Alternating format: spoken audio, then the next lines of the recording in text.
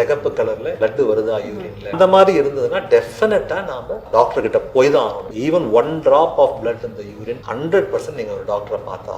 வெறும் யூரின் கலரை வச்சே நாம ஒரு ஃபால்ஸ் சென்ஸ் ஆஃப் செக்யூரிட்டிக்கு போகக்கூடாது. நான் மறுபடியும் சொல்றது, கிட்னி 80% டேமேஜ் ஆகிற வரைக்கும் பெருசா காட்டி கொடுக்காது.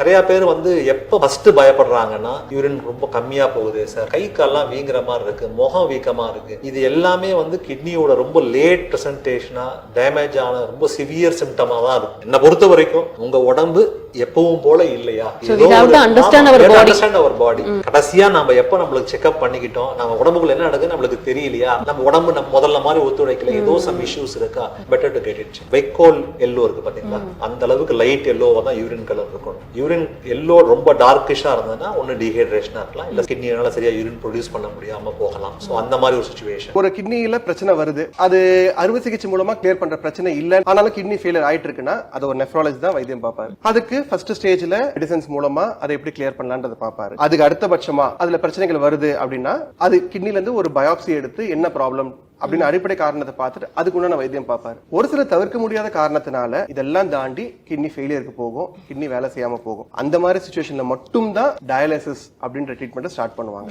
ஒருத்தர் டயாலிசிஸ் ஸ்டார்ட் பண்ண ஒரு சிச்சுவேஷன் வந்துட்டாலோ இல்ல டயாலிசிஸ் ரொம்ப நாள் போயிட்டு இருந்தாலோ அடுத்த கட்டம் என்ன, டயாலிசிஸ்லயே வாழ்க்கையை ஓட்டிட முடியாது இல்லையா, அதுதான் கிட்னி டிரான்ஸ்பிளான்ட், கிட்னி மாற்று அறுவை சிகிச்சை. அப்படின்னும் போது நம்மளுக்கு ஒரு ஃப்ரெஷ் கிட்னி கொடுக்கும் போது it's like giving you a fresh life. இதுல நல்ல விஷயம் என்னன்னா, நம்மளுக்கு 2 கிட்னி ஃபெயில் ஆனாலும் நம்மளுக்கு 2 கிட்னி தேவையில்லை. ஒரு ஹெல்த்தி கிட்னி நம்ம டிரான்ஸ்பிளான்ட் பண்ணி வச்சாலே அந்த பாடிக்கான ரெக்யர்மெண்ட்டை சாட்டிஸ்ஃபை பண்ணும், அவங்களோட ஒரு ஹெல்த்தியான லைஃபை வாழ முடியும். இதுல என்னன்னா, எல்லாத்துலயும் நம்ம அட்வான்ஸ்மெண்ட்ஸ் பத்தி பேசணும். கிட்னி டிரான்ஸ்பிளான்ட்லயும் அந்த அட்வான்ஸ்மெண்ட்ஸ் இருக்கு. இப்ப கிட்னி கொடுக்கறவங்களுக்கும் முன்னாடி பாத்தீங்கன்னா ஓப்பன் ஆபரேஷன் தான் பண்ணாங்க. இன்னைக்கு அதெல்லாம் லாப்ரோஸ்கோபிக் அண்ட் ரோபோட்டிக் ஆபரேஷன்லயே பண்ணிடலாம். சோ அவங்க கிட்னியை ஒரு ரொம்ப விரும்பினவங்களுக்கு தான் கொடுக்குறாங்க, இருந்தாலும் அவங்களுக்கு ஒரு தழும்ப நம்ம கிஃப்டா கொடுக்க வேண்டாம் இல்லையா. ஒரு லாப்ரோஸ்கோப்லயே பண்ணும்போது அவங்களுக்கான ரிகவரி ரொம்ப ஃபாஸ்டா இருக்கு. லாப்ரோஸ்கோபில எப்படி கிட்னியை வெளியில எடுக்க முடியும்? இது கரெக்டான क्वेश्चन, டெக்னிக்கல் क्वेश्चन. அதுக்கு மட்டும் ஒரு சின்ன இன்சிஷன் அவங்களுக்கு தெரியாத அளவுக்கு அவங்க வெயிஸ்ட் லைன் கீழே ஓகே அண்டர்வேர்ல மறையற மாதிரியான இடத்துல ஒரு சின்ன இன்சிஷன் போட்டு அந்த கிட்னியை எடுக்கிற அளவுக்கான ஒரு சின்ன இன்சிஷன் மட்டும் போட்டு எடுப்போம். அதே மாதிரி இப்ப நம்ம அந்த கிட்னியை ரெசிபியன்ட்டுக்கும் முன்னாடி ஓபன் சர்ஜரி தான் பண்றோம். இது இன்னைக்கும் அதுதான் பரவலா பண்ணக்கூடிய.